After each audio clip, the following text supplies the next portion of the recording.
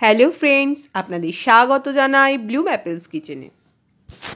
আজকে আমি আপনাদের সাথে শেয়ার করব একটি মজাদার স্ন্যাক্স রেসিপি, আর তার নাম হলো ফুলকপি আলুর ফ্রেঞ্চ ফ্রাই। স্ন্যাক্স আইটেমটি শুধু খেতে যেরকম মজাদার, তেমনি ডালের সাথে বা খিচুড়ির সাথে খেতেও কিন্তু দারুণ লাগে। তাহলে চলুন কিভাবে বানায় দেখে নিই।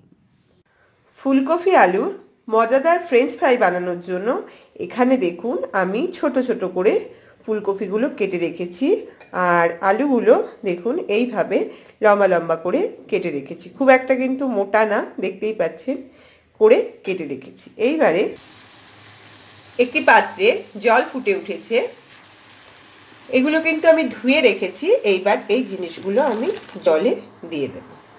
গ্যাস কিন্তু বাড়ানো থাকবে, 4 ভাগের 3 ভাগ আমি জিনিসগুলোকে সিদ্ধ করে নেব।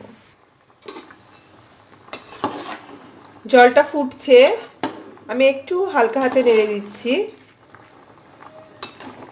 3 মিনিটের মতো হয়ে গেছে, আমি আর 1 মিনিট জিনিসটাকে ফুটিয়ে নেব।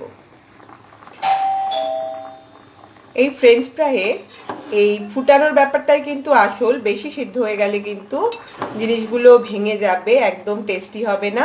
আমি যে পরিমাণটা টাইমটা বলেছি যে 4 ভাগের 3 ভাগ, ঠিক সেই পরিমাণে কিন্তু সিদ্ধ করতে হবে।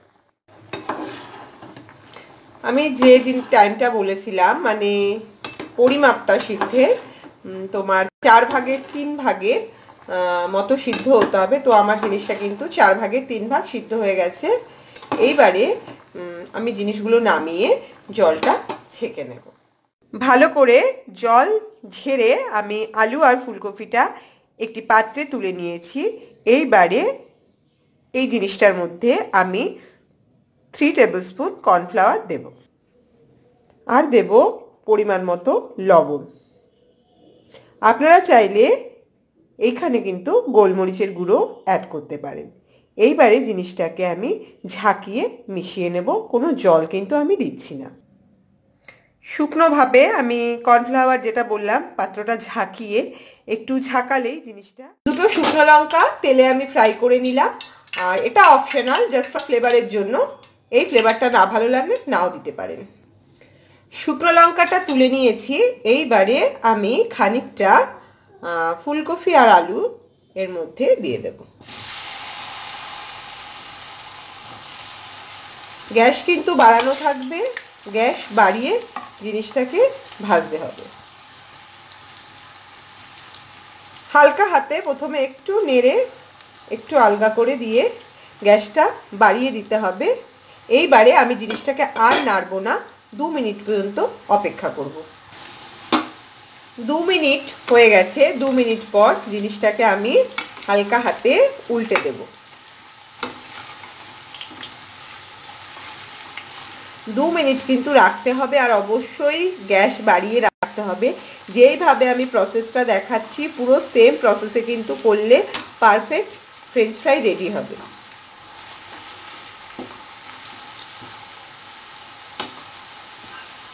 আবার আমি 1 মিনিটের জন্য কিন্তু জিনিসটাকে নাড়বো না, গ্যাস বাড়ানো অবস্থাতেই রাখবো।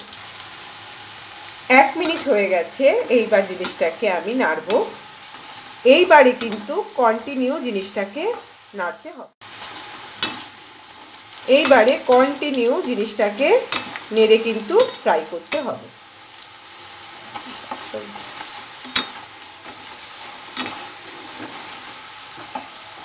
এই পর্যায়ে গ্যাসটা আমি এবার একটু কমিয়ে দেব।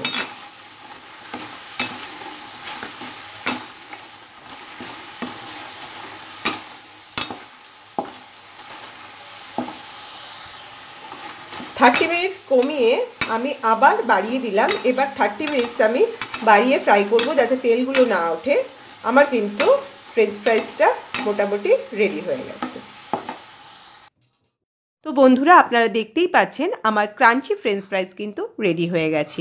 এখানে দেখলেই বুঝতে পারবেন বাইরেটা কতটা ক্রাঞ্চি হয়েছে আর ভিতরটা ঠিক ততটাই সফট হয়েছে। আর আমি উপর দিয়ে গোলমরিচের গুঁড়ো আর বিট লবণ ছড়িয়ে পরিবেশন করেছি। আমাদের আজকের রেসিপিটি যদি আপনাদের ভালো লাগে বন্ধুবান্ধবের সাথে শেয়ার করবেন, লাইক করবেন, কমেন্টস করবেন আর অবশ্যই আমাদের চ্যানেলটি সাবস্ক্রাইব করবেন। সবাই সুস্থ থাকুন, ভালো থাকুন, আবার দেখা হবে, বাই।